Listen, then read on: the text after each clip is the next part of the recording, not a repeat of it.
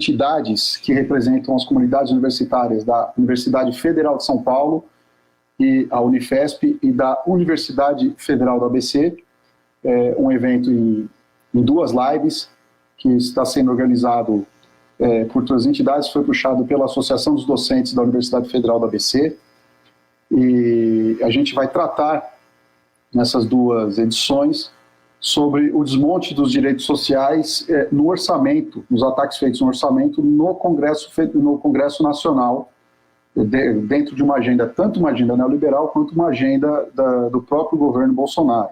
É uma agenda que transcende, não é só do Palácio do Planalto, ela também envolve o Congresso Nacional. Para hoje nós convidamos a deputada Sâmia Bonfim, do PSOL de São Paulo, que vai falar um pouco com a gente, e também o deputado Alencar Santana, também do PT de São Paulo, da Comissão de Educação da Câmara dos Deputados. O deputado Alencar, ele está em trânsito, daqui a pouco ele vai entrar, e vão participar também, representando as entidades das categorias, das 2 universidades envolvidas. A Gabriele Cabral, que é coordenadora geral do Diretório Central dos Estudantes da Unifesp, o João Biancolin, que é coordenador de políticas sociais do Sindicato dos Técnicos Administrativos em Educação da UFABC, e o Federico Fornazieri, da Associação dos Pós-Graduandos da Universidade Federal do ABC. Também participam as seguintes entidades nesse esforço: o Sintonifesp, que é o Sindicato dos Trabalhadores da Universidade Federal de São Paulo, a APG, da Associação, o DCE, o Diretório Central dos Estudantes da Universidade Federal do ABC, e as associações de residentes da Universidade Federal de São Paulo. Lembrando que a UFABC, se não me engano, não tem cursos da área de saúde, mas na Universidade Federal de São Paulo tem um contingente grande e importante das áreas de residência médica e residência multiprofissional. A dinâmica de hoje que nós concordamos, que nós acertamos antes foi: a gente vai começar com uma fala da deputada Sâmia Bonfim, depois a gente aguarda o deputado Alencar. Depois dessas falas a gente abre para as entidades e aí abrimos o debate. Então, vou começar com a deputada Sâmia Bonfim. Em primeiro lugar, muito obrigado por aceitar nosso convite, pela disponibilidade. A gente sabe como a agenda é complicada. É muito difícil a gente conseguir encontrar espaço na agenda de parlamentares, e de 2 parlamentares ao mesmo tempo é mais difícil ainda. Então, deputada, muito obrigado, boa noite, e conta pra gente aí como que está esse processo de desmonte dos direitos sociais a partir do orçamento. Boa noite, Fábio. Obrigada a você e a todos que estão nos assistindo. Eu quero cumprimentar todas as entidades que estão construindo esse ciclo de debates, de atividades para debater a situação do desmonte do país, da pandemia e dos ataques ao orçamento. É fundamental, primeiro, essa atuação em unidade, mas também essa reflexão que vocês propõem. Também quero me solidarizar com todas os familiares e amigos das vítimas da pandemia da Covid-19 no Brasil, principalmente porque a gente sabe que muitas dessas mortes poderiam ter sido evitadas se o nosso país tivesse uma gestão da crise da pandemia decente, digna, minimamente humana, e não voltada para a lógica do genocídio, que é o que de fato vem implementando o governo Bolsonaro no Brasil, seja no seu gesto, um mau exemplo que ele dá quando estimula as pessoas a não usarem máscara, a aglomerarem, mas principalmente a partir da ausência de ações efetivas como um chefe de Estado, que ele, infelizmente, é hoje, atrapalhando o processo de compra de vacinas e de imunizantes para os nossos institutos de pesquisa desenvolverem e produzirem e poderem atender, de fato, a população, seja não garantindo um programa de auxílio emergencial que possibilite o isolamento social, não garanta a manutenção de emprego, programa de renda, de sobrevivência de pequenas empresas e comércios nesse momento tão difícil.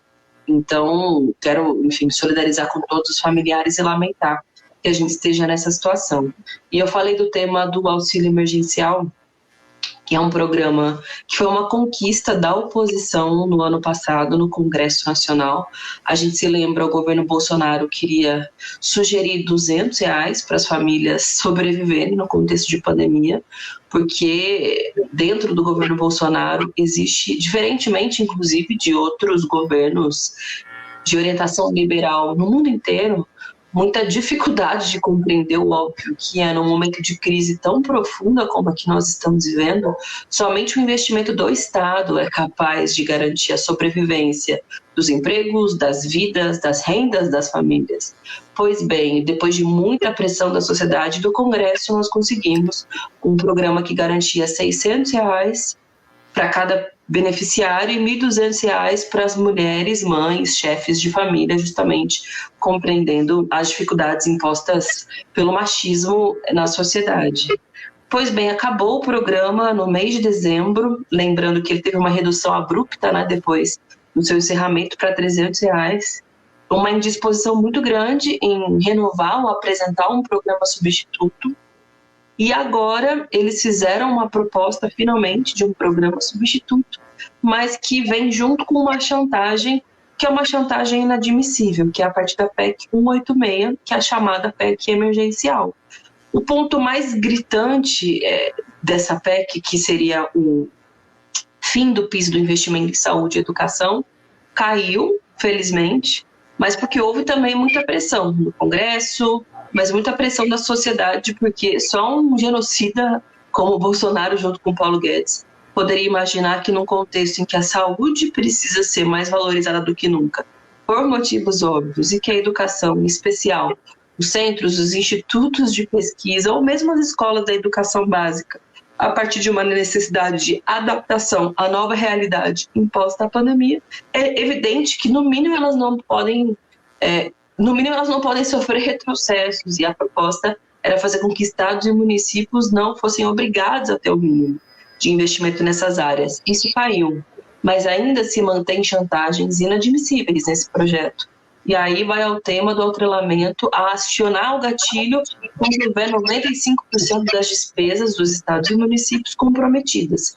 Isso dá mais de 90% dos estados e municípios brasileiros, ou seja, tem uma previsão concreta de que em 2 anos não vai poder haver nenhum tipo de reajuste salarial dos servidores, de novas contratações, que é uma realidade que já se impõe para a maioria dos estados e municípios, nenhuma possibilidade de plano de carreira, ou seja, é seguir novamente a lógica do ajuste no momento que, como eu disse, que esse tipo de chantagem não deveria nem sequer ser cogitada. Em 2020 a gente passou por um ano talvez de concessões a essa agenda liberal. E agora que a gente está no momento mais difícil da pandemia do ponto de vista sanitário, econômico e social, eles querem retomar com tudo, depois de aprovada a PEC emergencial, com o auxílio emergencial junto com essa chantagem. Vocês sabem, querem avançar com a reforma administrativa, querem também avançar com uma reforma tributária que não atende aquilo que a sociedade almeja, que é a justiça tributária, né, taxar o andar de cima para que o andar de baixo tenha um pouco de alívio, inclusive no confisco, né, direto que existe do seu salário, da sua renda, quando ela acontece. Mas ainda falando da PEC emergencial, tá bem, vai ter algum programa de auxílio, de renda, mas ele é muitíssimo rebaixado com relação ao do ano passado. O Senado Federal acabou de aprovar. São 44 bilhões disponibilizados para esse programa, é quase 5 vezes menos do que o programa utilizado no ano passado. Tem uma promessa, uma especulação de que o governo vai emitir uma medida provisória para regulamentar a PEC emergencial quando ela for aprovada. Eles esperam que seja aprovada logo na Câmara, e a promessa do Arthur Lira é já pautar, aliás, já está na pauta da próxima terça-feira, por isso essa live é tão importante, a nossa resposta precisa ser tão urgente, de R$150 a R$375, num contexto em que, por exemplo, a cesta básica aqui em São Paulo, esse é um dado de dezembro de 2020, custa R$631.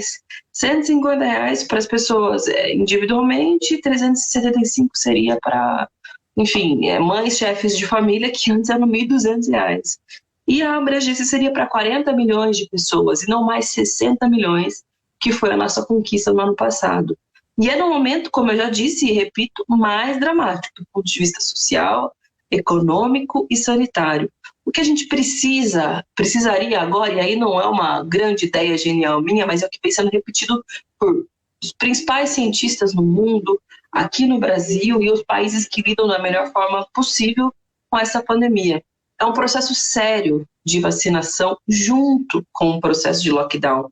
E é claro que a gente não é irresponsável de individualizar a responsabilidade pelo ficar em casa. Lockdown é política de Estado. Só é possível que as pessoas fiquem nas suas residências se elas tiverem acesso à renda, se tiver garantia da manutenção dos seus empregos, se as pequenas microempresas e os comércios tiverem linha de crédito ou pelo menos um abatimento das suas contas nesse contexto em que elas precisam ficar paralisadas, e nada disso está nem sequer em perspectiva. E o Bolsonaro já disse que vai estar efetivamente boicotando governadores e prefeitos que estão adotando medidas restritivas de circulação, que não são lockdown, mas são faixa vermelha, já são minimamente restritivas. E aqui uma observação: o governador João Dória, que disse que colocou uma mais rígida, de fato endureceu, mas que está mantendo as escolas abertas. Tem uma série de professores, inclusive o deputado Alencar, que entrou agora, me convidou essa semana para assinar uma carta de educadores, né, pedindo o fechamento das escolas, que eu apoio totalmente, também estou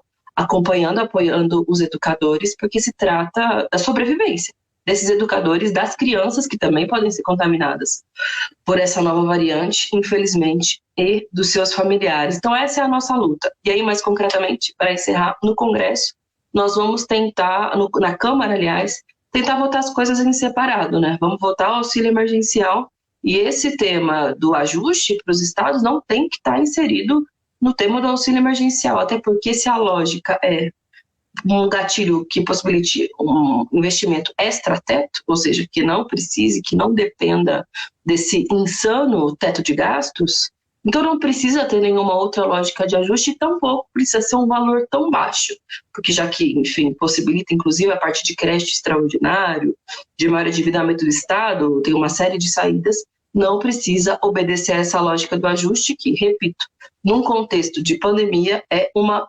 insanidade, é uma burrice, e até os liberais mais respeitados do mundo inteiro concordam com o que eu disse com relação a essa lógica econômica, no mínimo equivocada. E depois a gente retoma, segue a discussão, porque tem muitas coisas para dizer, mas também eu quero bastante ouvir os companheiros que vão suceder a minha fala. Obrigada. Obrigado, Sâmia. A gente recebeu aqui, está recebendo agora o deputado Alencar Santana, do PT de São Paulo, que também é da Comissão de Educação na Câmara. Agradecer em nome das entidades representativas das comunidades universitárias, da Unifesp e da UFABC, a disponibilidade do deputado, que na correria conseguiu chegar aqui.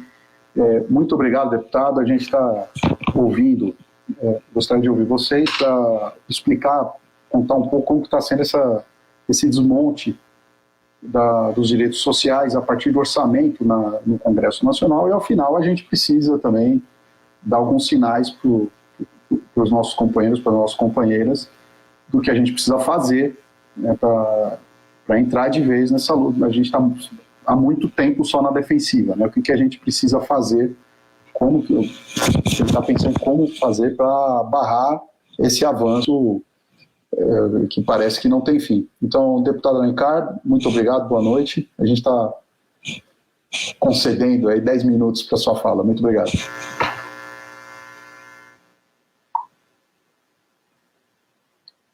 Entidades, dos estudantes, acadêmicas, dos trabalhadores, professores, enfim, tanto da Federal do ABC como da Unifesp. Prazer a gente poder aqui conversar.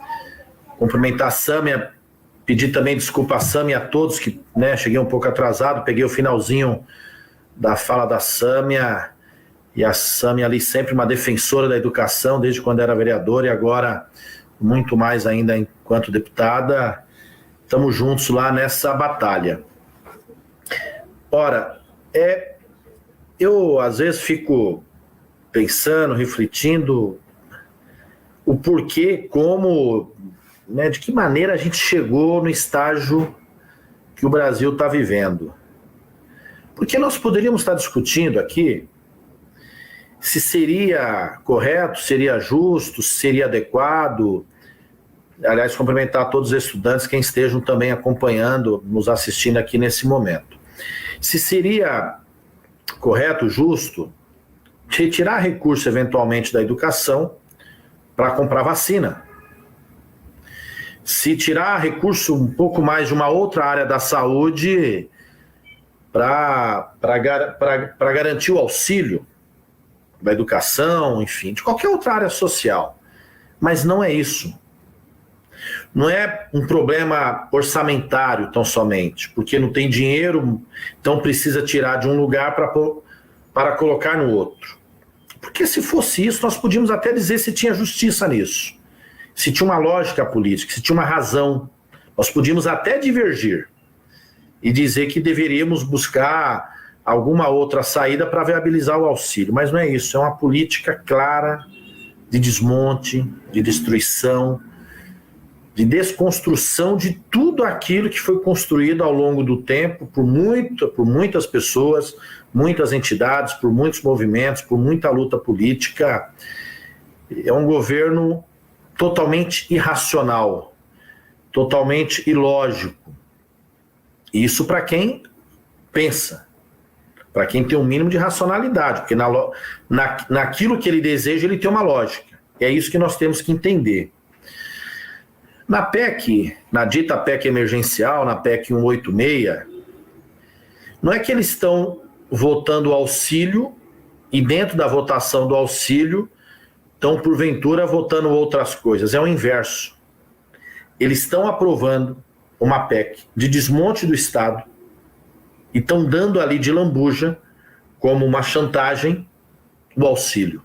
Porque todos nós entendemos que o auxílio é necessário. Quem aqui diverge disso? Quem aqui diverge disso? Que o auxílio é importante. Que o auxílio nesse período vai ajudar muitas famílias. Que o auxílio nesse período vai salvar a alimentação de muitas pessoas, de milhares de pessoas no país. Ninguém diverge disso, que é importante e é necessário. Na verdade, o governo brinca com isso.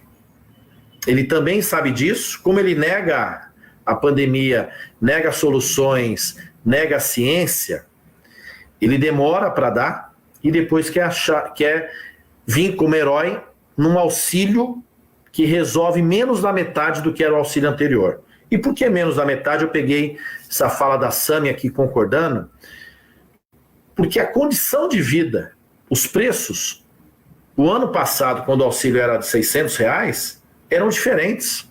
O quilo do arroz estava menor, o tomate, o preço estava menor, o óleo estava menor, o leite estava menor, o gás estava mais barato e tudo.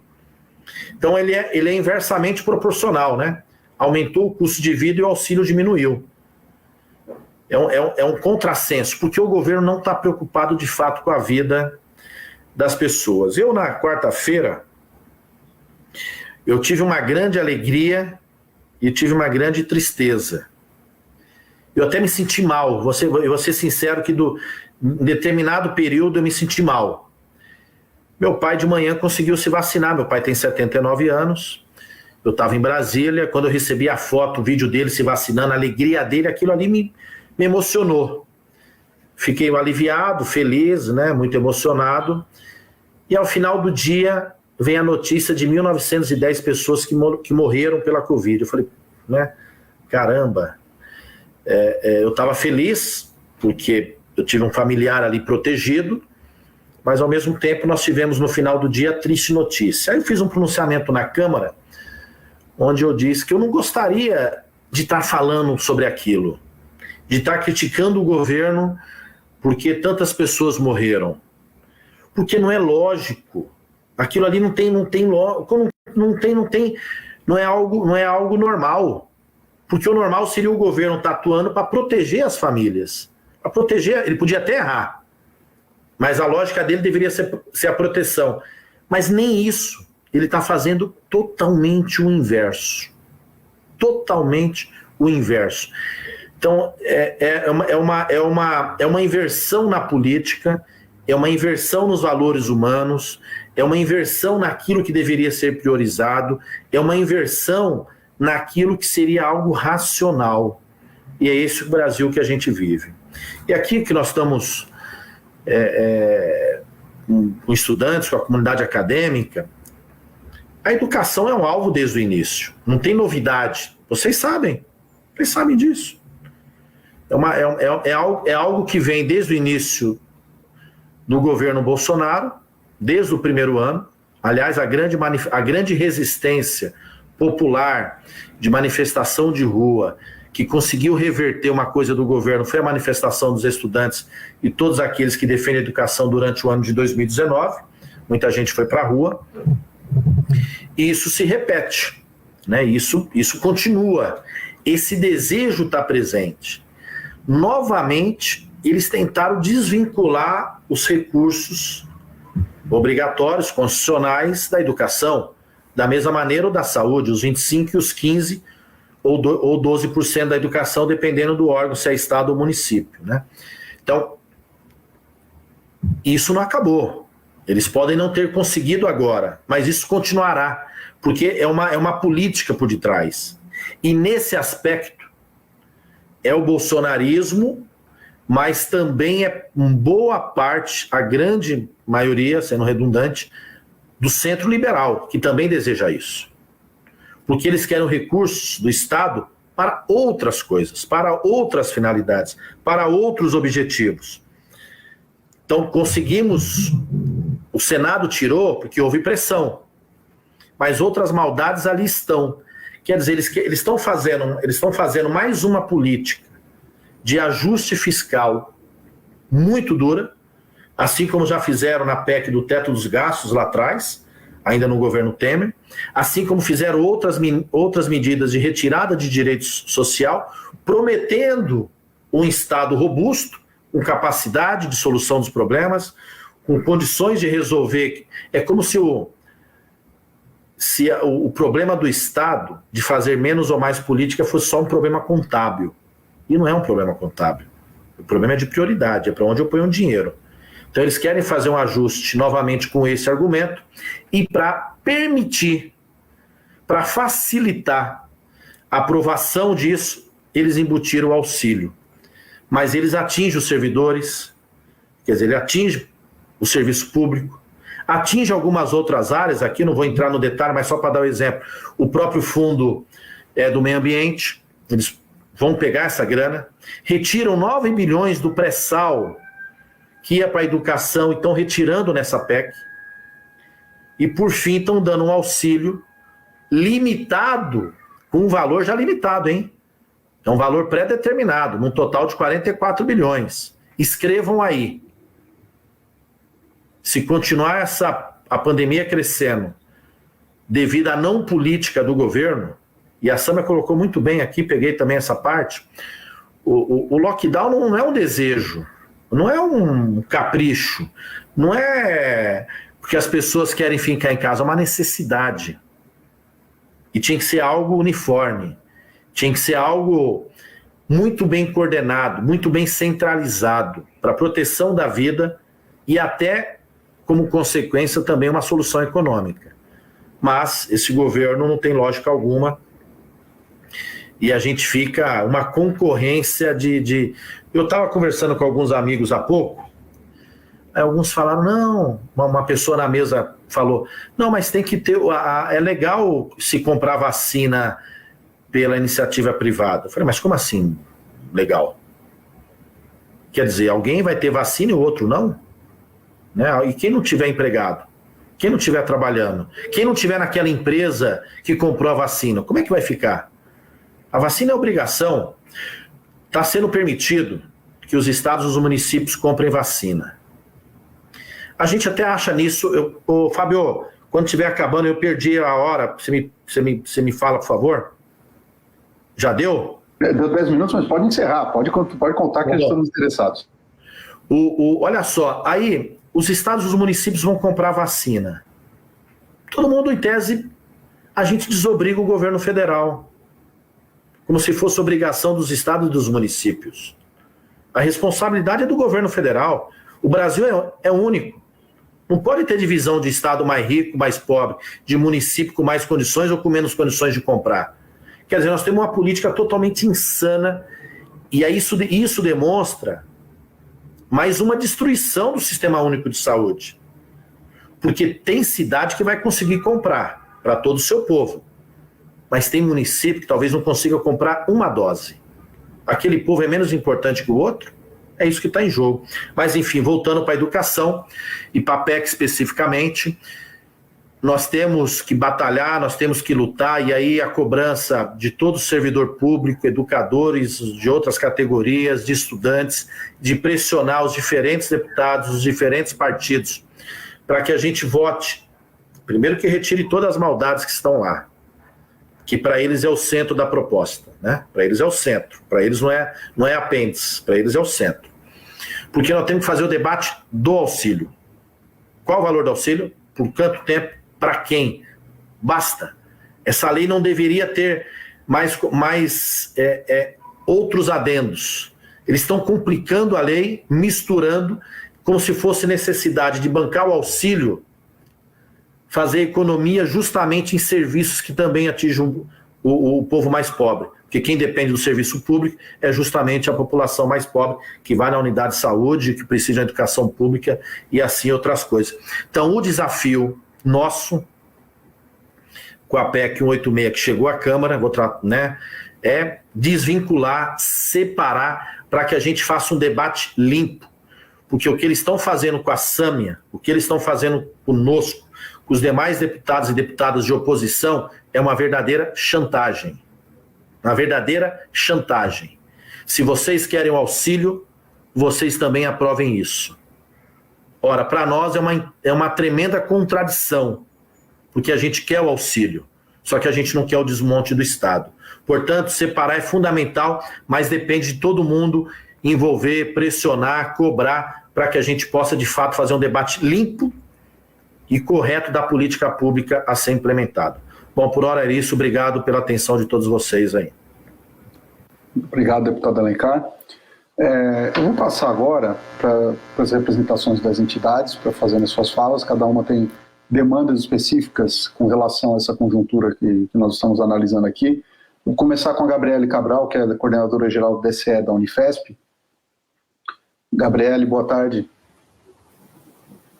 Oi, boa noite. Boa noite a todo mundo que está assistindo, todo mundo que está aqui no debate também. Muito obrigada, Sâmia, Alencar, pela participação, pelas informações e pelas reflexões também. A partir do que vocês trouxeram, acredito que está muito claro que o governo Bolsonaro se aproveitou da situação da pandemia, inclusive às custas da morte de milhares de brasileiros, para tentar passar a boiada, mesmo que nem o próprio governo coloca, né? Passar a boiada por cima dos nossos direitos. Esse governo, desde o início da pandemia, colocou essa falsa contra salvar as vidas e salvar a economia, só que o que ficou claro também ao longo de 2020, agora 2021 também, é que salvar a economia para eles significa salvar a eles mesmos, né? Significa salvar aqueles que já são os mais ricos do nosso país. Significa que o povo continua, inclusive que está cada dia mais, sem ter como pagar o aluguel, sem ter como fazer o seu mercado, sem emprego, e que também a gente viu aí os dados, as notícias de que durante a pandemia os milionários do nosso país, os amigos do Bolsonaro, ficaram ainda mais ricos, né? Duplicaram suas fortunas, inclusive, às custas de toda essa situação que o nosso povo está sofrendo. Acho que nas universidades, né, fazendo aqui o recorte das nossas universidades, para muitos jovens é a única perspectiva diante de todo esse cenário, né, de se formar, de conseguir um emprego na sua área, de viver uma vida digna, né, garantir o sustento aí seu próprio e das suas famílias, e que isso parece cada vez mais distante e está cada vez mais difícil por causa das políticas desse governo, que desde que começou o seu mandato, tem tentado enforcar, estrangular o orçamento das universidades, sucessivamente, né, tenta difamar as nossas instituições federais de ensino, tenta cortar as verbas, e a gente sabe também que isso afeta diretamente os estudantes, né? Que os cortes nas universidades, os cortes na ciência, na tecnologia, na CAPES, no CNPq, deixam os estudantes sem auxílio permanência para conseguir se manter na universidade, sem as bolsas de extensão, as bolsas de pesquisa, né, que também garantem que os estudantes se mantenham na universidade. Então, essa situação que está acontecendo no nosso país, ela é muito grave e, como a gente sempre fala, os estudantes e as universidades não estão descolados dessa realidade, né? Os estudantes, durante a pandemia, evadiram, não estão conseguindo acompanhar as aulas, não estão conseguindo se manter na universidade, muitas vezes assistem a aula enquanto estão trabalhando para conseguir se sustentar, e as políticas desse governo são de sufocar cada vez mais, né, literalmente sufocar os estudantes e o nosso povo. Então, a saída para isso é se organizar através das entidades, né, fazer a nossa formação também, por isso que esse debate aqui hoje e os próximos desse ciclo são tão importantes. Então, agradecer muito os convidados por estarem participando e as entidades também por estarem construindo isso com a gente. Obrigada. Obrigado, Gabriel. Vou passar agora para o João Biancolin, que é representante do Sindicato dos Técnicos da UFABC. Boa noite a todos. Eu sou João, eu sou coordenador de políticas sociais aqui do Sintuf-ABC, Universidade Federal do ABC, e aqui a gente tem se mobilizado, né, para lutar contra esses retrocessos. A gente entende que a necessidade de um lockdown de coordenação nacional, a necessidade da garantia de um auxílio emergencial para a manutenção da vida das pessoas mais necessitadas, né? Mas que isso não pode estar atrelado, justamente corroborando a fala da Sâmia, a fala do deputado Alencar. Isso não pode estar como moeda de troca, como barganha, né, na retirada dos direitos que foram conquistados a duras penas pelo povo, né? Nada é de graça, nada vem de caridade do governo, é direito das pessoas, né? E a universidade, mesmo com o corte de orçamento que a gente vem sofrendo ao longo dos últimos 5, 6 anos, pelo menos, que a gente vê um corte cada vez maior no orçamento, isso atrapalha muito o funcionamento da universidade, que depende para prover seus serviços, né? Mesmo assim, a gente tem visto notícias felizes, né? Por exemplo, de vacinas sendo desenvolvidas. Eu tenho conhecimento de uma em Minas e uma no Paraná, pelo menos, que devem estar prontas pelo menos até o ano que vem. Além de inúmeras outras ações, né? Máscaras, álcool gel, enfim, inúmeras outras iniciativas. Aqui na UFABC a gente está iniciando um programa de testagem também, com método próprio desenvolvido aqui no campus, bem bacana. E o sindicato, o Sintuf-ABC, fez uma arrecadação no final do ano também para poder distribuir cestas, cartões de cestas, né, digital, para os trabalhadores em situação de terceirização, né, que são os trabalhadores mais precarizados, né,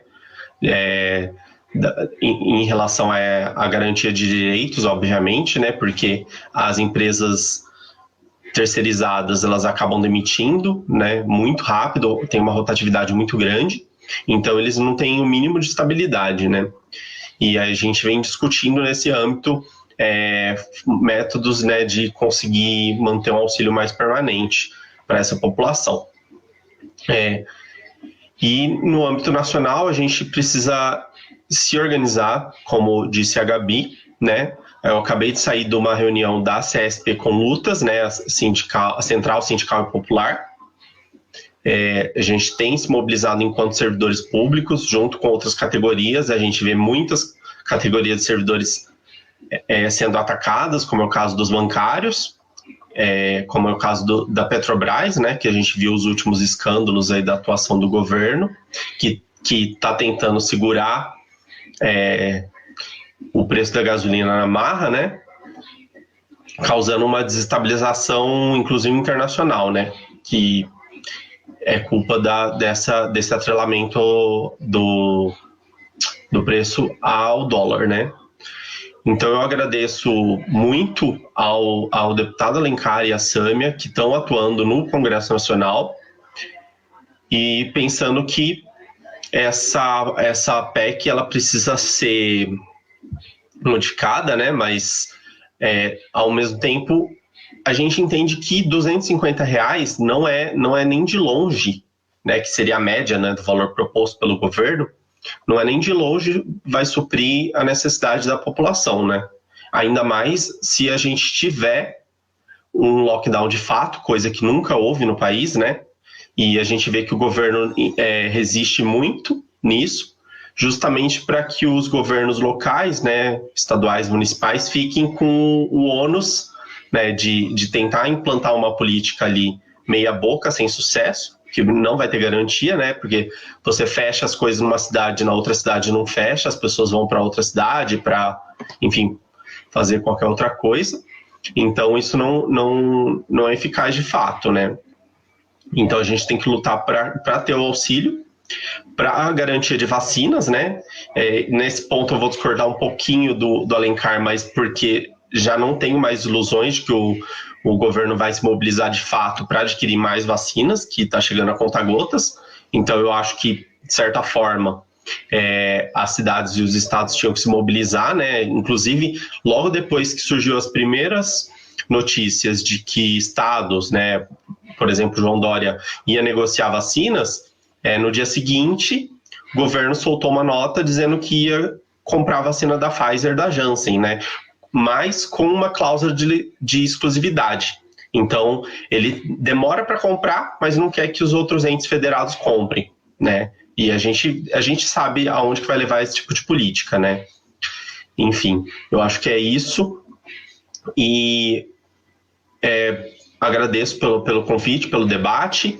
No que tiver ao alcance do sindicato, da mobilização de servidores aqui no ABC, enfim, junto com a Unifesp, junto com as outras universidades, a gente está à disposição para somar aí na luta. Tá? Muito obrigado.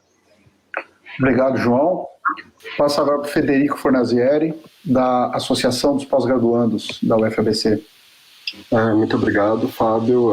Queria cumprimentar em seu nome todos os outros participantes, a Sâmia, a Gabriel, o deputado federal Alencar também, e o João. Começar lamentando a situação que a gente se encontrou no Brasil e me solidarizando com as famílias dos diariamente quase 2.000 mortos que a gente tem no país e de quase mais de 200 e tantos mil mortos que a gente já teve durante essa pandemia. Eu acho que aqui foram trazidos elementos muito importantes assim, para a gente entender qual que é o jogo do governo mesmo, porque o governo está jogando com isso toda hora. Sempre aquele dilema, o povo tem que trabalhar, o pai da família tem que trazer o sustento, isso é qualquer atividade essencial. Não é, entendeu? O problema é que o governo pega, impede que as pessoas façam um lockdown para preservar as vidas e ao mesmo tempo não dá um auxílio adequado para manter a vida das pessoas. Então o governo fica jogando, responsabilizando as pessoas ou as pessoas, os governantes que estão tentando fazer alguma coisa para impedir que a gente entre num colapso total do sistema, porque é isso que vai acontecer. As projeções indicam que se a gente continuar na onda que a gente está de contaminações, o sistema hospitalar brasileiro colapsa até o fim do mês. Não vai ter mais leito de UTI, e se colapsar, colapsa para tudo e todos. Todas as patologias vai começar a ter gente morrendo na rua. E a gente já viu isso acontecer na Europa, já viu acontecer na América Latina, já viu acontecer em Manaus, e a gente está vendo acontecer no interior do Brasil. E eu, sinceramente, fico chocado assim, com as falas do Bolsonaro, porque ele intencionalmente joga as pessoas para a morte, ou para a fome por não dar o auxílio, ou exatamente pela pandemia, pela questão da saúde, da infecção do vírus. E o Brasil está virando uma ameaça global hoje em dia. Hoje o mundo está enxergando o Brasil, as novas variantes que podem surgir aqui, como uma ameaça global. Porque as pesquisas indicam que o vírus mutando em áreas que já tem pessoas vacinadas, ele pode acabar driblando a vacina. Então o Brasil está entrando numa fase muito delicada e preocupante, com o empobrecimento da população, com o desmonte constante da pesquisa no Brasil, que poderia ter produzido uma vacina nacional, inclusive, se o governo se dedicasse a investir corretamente no ensino, na pesquisa, e não desmontar a pesquisa, tirando recursos da pesquisa no Brasil, o Brasil poderia estar muito diferente nessa pandemia, a gente poderia estar em outro quadro. E eu realmente fico muito estarrecido. Eu acho que o Pedro Halal, que foi reitor da UFPEL, ele citou um ditado alemão, que se tem 10 pessoas numa mesa, um nazista chega e se senta e nenhuma pessoa se levanta, existem 11 nazistas numa mesa. Agora eu pergunto para os deputados do Congresso Nacional, não especificamente vocês que são de oposição, mas nos que estão apoiando essas barbaridades, esse jogo do governo. Até quando vocês vão ficar sentados nessa mesa com esse governo? Entendeu? Porque a história vai julgar. A sociedade já está julgando, o mundo está julgando vocês. A palhaçada que está nesse país. Sabe? É surreal. Eu fico estarrecido ao ver as falas do presidente intencionalmente mandando as pessoas para a morte. Porque é isso que está acontecendo nesse país.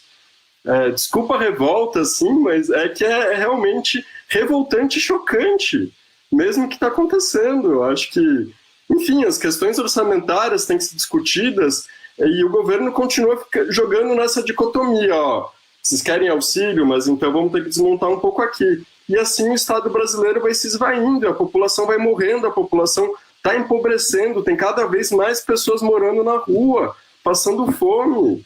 Que Brasil é esse que a gente está construindo, minha gente? Que Brasil é esse? Era isso que eu acho que eu tinha para falar por enquanto. Um desabafo um pouco. Obrigado, pessoal. Obrigado, Federico. Muito bom desabafo. Eu vou falar aqui alguns minutos muito rápido em nome dos docentes da Unifesp. A gente teve uma luta muito dura recentemente, que foi a eleição para a reitoria, em que teve uma chapa alinhada com o Bolsonaro, que tentou dar o golpe, né? Aquela história, está articulado, entra na lista tríplice e o Bolsonaro nomeia. Ela ficou fora da lista tríplice, mas a gente está numa situação que não há garantia de que o Bolsonaro vai nomear o reitor que foi eleito. Isso é só para mostrar que esse governo, ele tem é a lógica da milícia, é tudo na chantagem. Não adianta você ser eleito para fazer valer o seu direito de assumir a posição, porque você foi eleito, você depende de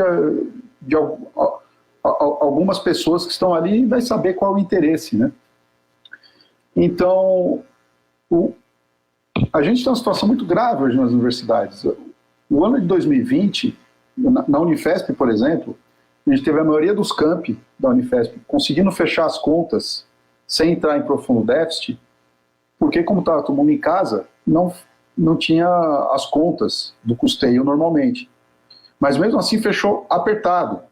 E com esse apertado, ainda vai ter um corte de 18% no orçamento das universidades federais, o que significa que se a pandemia acabasse hoje, lógico que não vai acabar, mas se ela acabasse hoje, nós não teríamos condições de abrir os prédios para voltar com as aulas presenciais.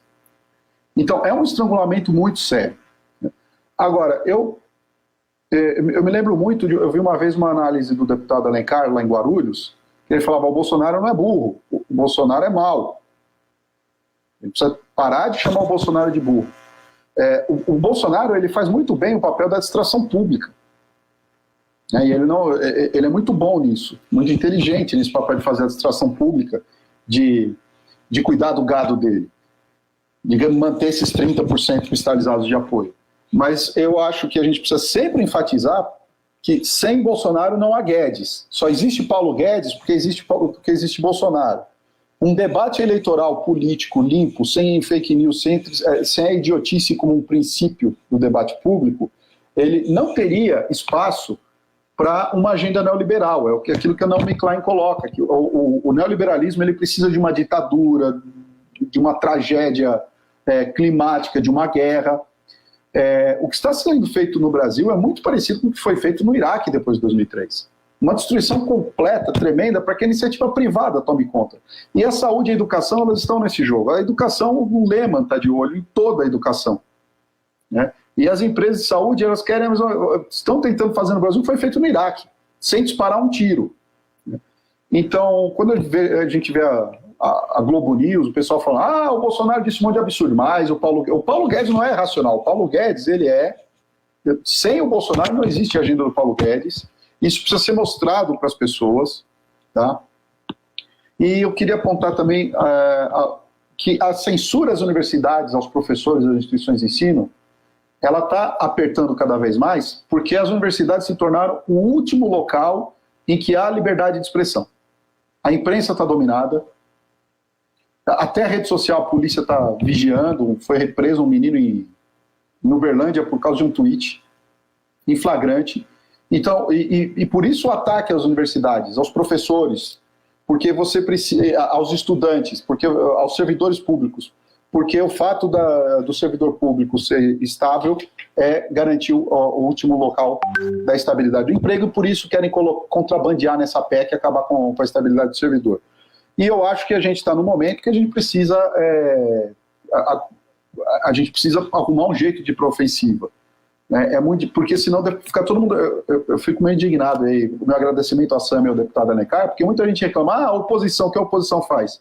Eu acho que faz 1000 vezes mais do que poderia, com 130 deputados da oposição, e olha que lá ainda tem lá um ou outro do PSB e do PDT que são Lehman Boys e Girls.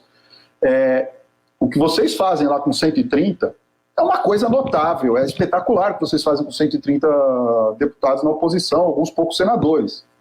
Agora, para que essa oposição tenha força, a gente precisa ter um pouco mais de força. Então, acho que aí as entidades nacionais precisam ajudar bastante. A UNE, a NPG e principalmente o Andes e a Fazubra.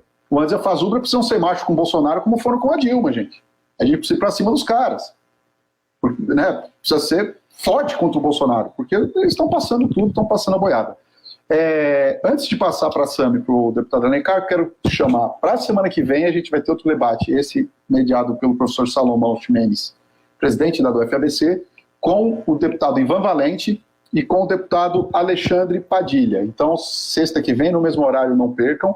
E eu vou pedir para a Sam e para o Alencar fazerem suas considerações finais, os comentários, e já agradecendo muito pela presença de vocês, pela colaboração e por nos ajudar a compreender essa situação. Então, vou começar com a Sâmia. Novamente, agradecer o convite, parabenizar pelo debate de altíssima qualidade e fundamental para que a gente compreenda e se organize, para enfrentar essa dinâmica tão dramática que o país se encontra. Quero fazer alguns breves comentários mesmo. Primeiro, sobre o papel do Bolsonaro, ou melhor, a expectativa que parte da burguesia brasileira tem sobre o governo Bolsonaro em função da presença do Paulo Guedes, que é um sujeito diretamente, não digo nem filho do mercado, mas é um representante direto do mercado financeiro, em que inclusive atua sobre as instituições brasileiras para garantir uma dominação cada vez maior da nossa economia sob a lógica do mercado financeiro, tanto essas reformas, como a reforma da Previdência, a própria PEC emergencial, mas também um rearranjo das nomeações, a lógica da desindustrialização do Brasil, cada vez menos investimento no setor produtivo, cada vez mais favorecimento dos bancos, que inclusive a Gabi mencionou muito bem, os mais ricos lucraram muito mais, e dentre eles estão aqueles diretamente atrelados ao mercado financeiro, que ficaram muito bem obrigados, enquanto a maioria do nosso povo prejudicou muito, perdeu renda, perdeu emprego e perdeu qualidade de vida, porque o custo de vida está cada vez mais caro no Brasil, e o mais triste e nojento de observar da burguesia, parte pelo menos, da burguesia brasileira, de que dão uma segunda chance. Eu me lembro que teve uma capa da revista Veja que para mim foi bem simbólica, faz umas 3 semanas mais ou menos, 4 semanas talvez, de uma segunda chance para o Bolsonaro, e aí listava os geniais motivos dessa segunda chance. Primeiro, que não é segunda chance, talvez seja a 50ª chance que estão dando para ele, mas os motivos eram justamente essa agenda de reformas, reforma administrativa, privatização da Eletrobras, desmonte do Banco do Brasil, ou seja, em nome de uma agenda que tem falhado miseravelmente no Brasil, a lógica do ajuste tem feito um retrocesso gigantesco na economia. Repito, no contexto de pandemia. Outras nações mundiais perceberam isso, que é um momento que o Estado precisa atuar mais do que nunca. Eles insistem em fazer do Brasil cada vez mais um fazendão, um paraíso da lucratividade de poucos, de empobrecimento geral da população e, o Fábio muito bem disse, semelhante ao processo que aconteceu sem nenhum tiro, mas com muitas mortes, né? Eles matam, eles disseminam, destroem a população de outras formas e o contexto da pandemia é uma grande oportunidade para isso. Vocês mencionaram bastante os ataques às universidades e é fundamental o papel que elas têm no enfrentamento à pandemia. De fato, seria um outro país que lidaria de uma outra forma com a pandemia se os nossos institutos de pesquisa tivessem sido valorizados nos últimos tempos. A gente falou muito da PEC emergencial, mas é importante também ficar atento ao orçamento apresentado para a educação. De maneira geral, são os patamares de 2007 que vão se apresentar para o ano que vem.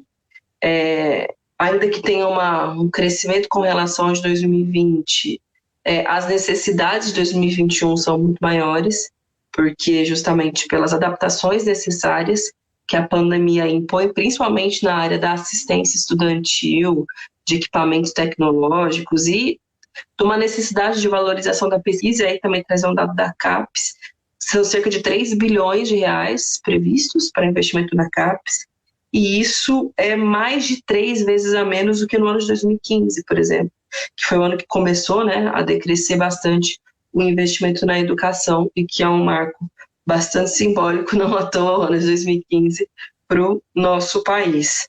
Acredito que iniciativas como essa de articulação entre as entidades são fundamentais, mas eu acho que precisa de um processo mais unificado. Talvez o nosso principal desafio seja a construção de uma frente única, de fato, capaz de, ainda que tenham milhares de desafios, né, do ponto de vista do que é a mobilização social, num contexto de que as pessoas estão morrendo, mas que consiga, de fato, criar um polo na social, uma luta de maioria, de fato, para derrotar o bolsonarismo, porque, por hora, em função dessa confiança do mercado e em função da nossa, muitas vezes, incapacidade, não pelo Congresso, porque eu também concordo, a oposição, com raríssimas exceções, atua muito, trava uma luta hercúlea, vai por todas as vias possíveis e imagináveis, mas um processo real de construção, a gente pode ser capaz de enfrentar um Bolsonaro. Claro, as eleições de 2022 são importantes, a gente precisa discutir programa, discutir nome, discutir construção de unidade, mas não pode deixar para 2022, porque até lá muita gente vai ter morrido no nosso país, o nível de miséria vai ser muito brutal, e a resposta é para agora. E a palavra de ordem do impeachment tem que sair de uma agitação, né, e se transformar numa construção concreta. Algumas vezes se abrem algumas brechas para isso, outras vezes se fecham. Acho que essa brecha está se abrindo novamente, infelizmente, pelo pior motivo possível, né, que é essa nova variante desenfreada, que extermina muita gente, um processo de vacinação completamente deficiente, junto com uma pauperização gigantesca da população brasileira e uma certa desconfiança do mercado com relação à figura do Paulo Guedes. A gente tentar utilizar esses elementos para fortalecer a luta pelo impeachment, que é, enfim, a nossa única saída, tirar o Bolsonaro para que a gente possa salvar o Brasil. Mais uma vez, muito obrigada, agradecer pelo debate e pelas falas que foram também muito boas. Obrigado, Sâmia. Eu só vou fazer uma correção aqui, que o Salomão me corrigiu. Eu falei sexta-feira que vem, não é sexta-feira que vem, tá? É na terça-feira, dia 9, às 18 horas, o debate com o Ivan Valente e o Alexandre Padilha, tá? Eu estou passando a data errada aqui, as pessoas vão perder no dia e no horário adequado. Vamos passar para o deputado Alencar.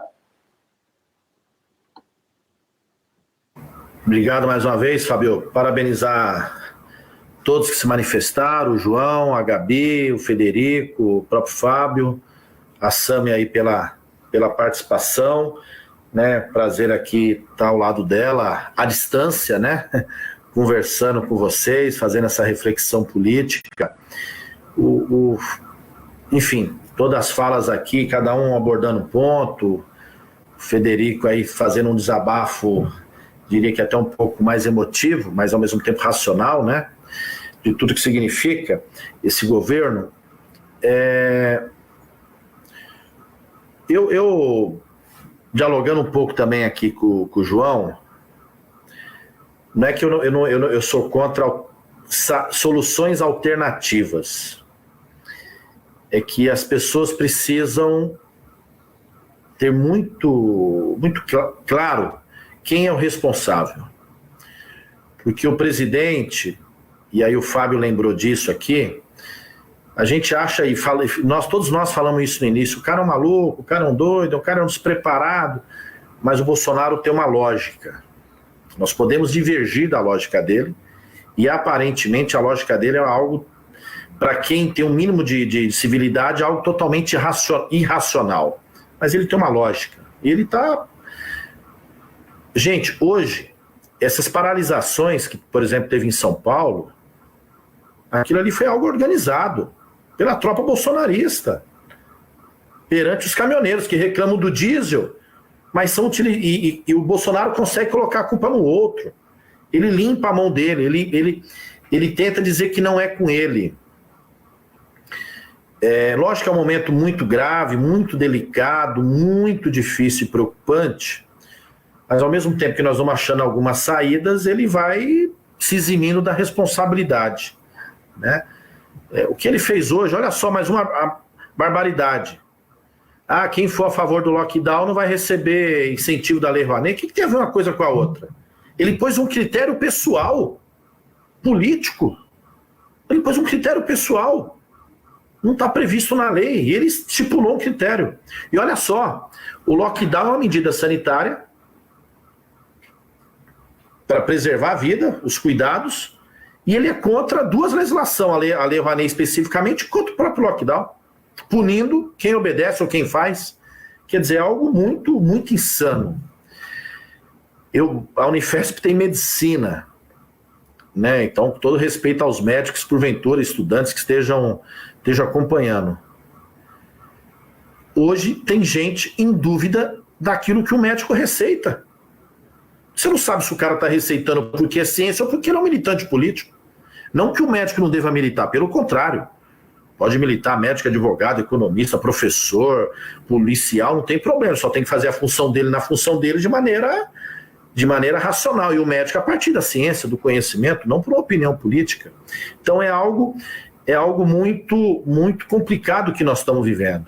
E o Bolsonaro, dentro dessa lógica dele, ele consegue arregimentar e trazer pessoas que fazem essa disputa cotidianamente. Alguns seguem de maneira irracional, mas nós não podemos dizer que ele não tem lógica. Ele tem lógica, ele tem um projeto. Olha o que ele fez agora com o decreto do armamento. Em plena crise crescente da epidemia, do número de mortes contaminados no país, ele solta um decreto onde ele permite fabricação, produção de munição e determina que quem for fiscalizar, que no caso é um órgão das Forças Armadas, do Exército, tem que avisar 24 horas antes. É o gato e o rato, é o gato avisando pro rato, eu tô chegando aí amanhã, viu? Você sai fora aí porque eu vou te pegar. É isso que ele tá fazendo. Mas ele tá se armando. Então tem um projeto muito claro por detrás. E o Fábio, você lembrou quando eu falei da lógica dele? Tem outra coisa que eu sempre falo e repito. Das poucas vezes que o Bolsonaro foi verdadeiro, pouquíssimas, tem uma que nós temos que relembrar sempre. Quando a primeira vez que ele foi aos Estados Unidos, ele disse textualmente: primeiro nós vamos desconstruir, depois nós vamos pensar em políticas públicas. E ele está desconstruindo o Estado brasileiro. Para e passo, está literalmente desconstruindo o Estado brasileiro. E essa PEC é mais uma destruição, só que aí ele põe a chantagem para nós. deixar bem claro quem estiver assistindo aqui, sou totalmente a favor do auxílio, só que ele está pondo uma chantagem, algo que a gente quer, chantageando com medidas totalmente destrutivas a médio prazo. Quer dizer, é algo perverso, muito perverso, mas é dentro dessa lógica de destruição, e o mercado ainda continua com ele, né? Seus seguidores, uma boa parte continua com ele perde força, mas ainda tem muito adepto. Agora, tem algo que interdita essa possibilidade de um jogo mais racional, mais franco, mais aberto, que é todo o processo que aconteceu, em especial com a prisão do presidente Lula, porque essa perseguição ao oposto, né, ao PT e às esquerdas, interdita o raciocínio por parte de alguns. E aí a gente vai achando que algumas medidas totalmente ilógicas por parte de um governo que deveria centralizar, deveria coordenar, deveria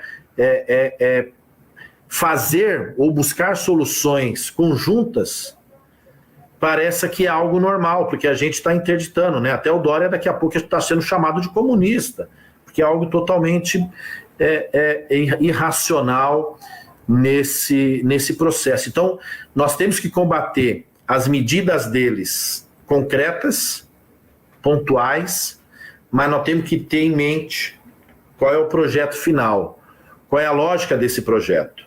Porque senão cada um que se salva acha que está valendo, porque do outro lado ele tem um ódio a alguém, e aí ele permite que o Bolsonaro possa continuar existindo e fazendo essas políticas destrutivas. Né? Me salvei, né? Então pode se salvar. Né? Tá aprovando o auxílio aqui, vai me permitir isso, pode destruir o Estado. Tá me dando um pouco mais aqui, pode fazer aquilo. Quer dizer, nós vamos fazendo concessões. É tão nefasto, tão preocupante, tão crítico o momento, que ele vai fazendo pequenas concessões, vai agradando alguns, pontualmente, muito pontualmente, e ele reage às críticas, ele reage a determinadas coisas e depois se sai aí como cara, né, para os adeptos dele, para os seguidores dele, como o benfeitor, né, o herói. Vou dar outro exemplo muito crítico.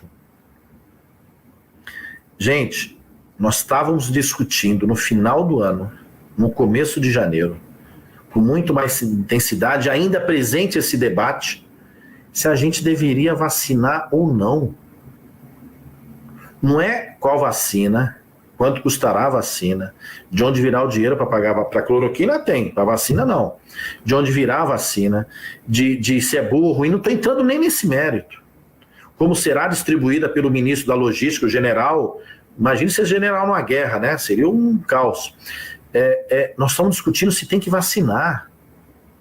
Que país que momento nós estamos vivendo? Que momento nós estamos vivendo de reflexão? A guerra da vacina ocorreu mais de um século atrás, 1904, e nós estamos discutindo atualmente se deve ou não vacinar. Quer dizer, você não consegue debater a política na sua grandeza, né, no contraponto de ideia, porque nós estamos discutindo preconceitos, coisas antigas, coisas que já foram superadas e a gente está discutindo atualmente. Então, essa é a tristeza do Brasil atual. Por isso que nós temos que ter claro que o problema é muito maior e central. Ele não é pontual. Existe o desmonte dos serviços públicos, do Estado brasileiro, o ataque às universidades, à educação como um todo, à saúde, ao meio ambiente, a tudo isso, a lógica da não vacina, da não solução, do não lockdown, de não busca de garantia da vida, do não auxílio, desse pouco auxílio, mas uma coisa está interligada à outra. É um governo traidor, antipovo, genocida, criminoso contra o seu próprio povo. Bom, gente, agradecer a oportunidade, né, a reflexão aqui, o debate, conte conosco, estou à disposição. Muito obrigado mesmo pelo convite. Mais uma vez aí também parabenizar a Sâmia, agradecer essa oportunidade, ao Fábio que coordena e a todas as entidades e representantes que participaram. Forte abraço a todos vocês. Mais uma vez eu agradeço, a Sâmia caiu, né?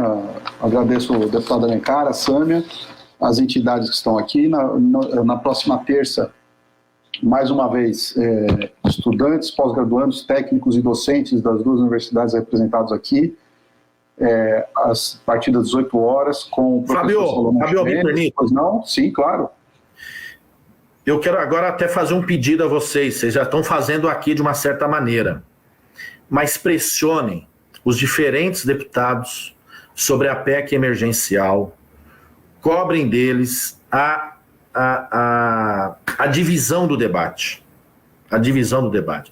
Nós, e aí a bancada do PT, e creio que os demais partidos, nós, pelo menos o PT, nós defendemos a proposta de R$600 enquanto perdurar a calamidade. E o momento agora é muito mais crítico do que no início, porque no início a gente não sabia o que ia acontecer. Agora a gente já sabe a gravidade, o tamanho do problema. E com uma crise social, econômica, de desemprego muito maior do que estava, do que estava em 2020, né? Por isso que essa contradição do valor. Mas, porque para nós, parlamentares, nós viveremos ali, como eu falei, essa chantagem, né?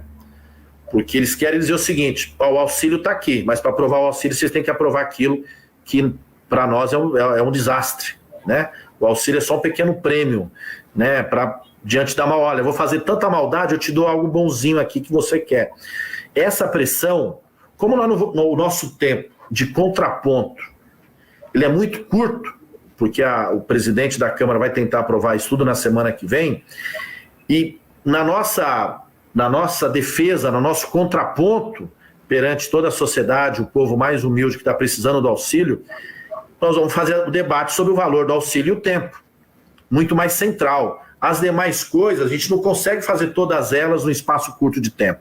Então a pressão de vocês, dos setores organizados, entidades estudantis, entidades de servidores e tantas outras, sobre os diferentes deputados, é fundamental para que a gente consiga separar e, de fato, só voltar ao auxílio.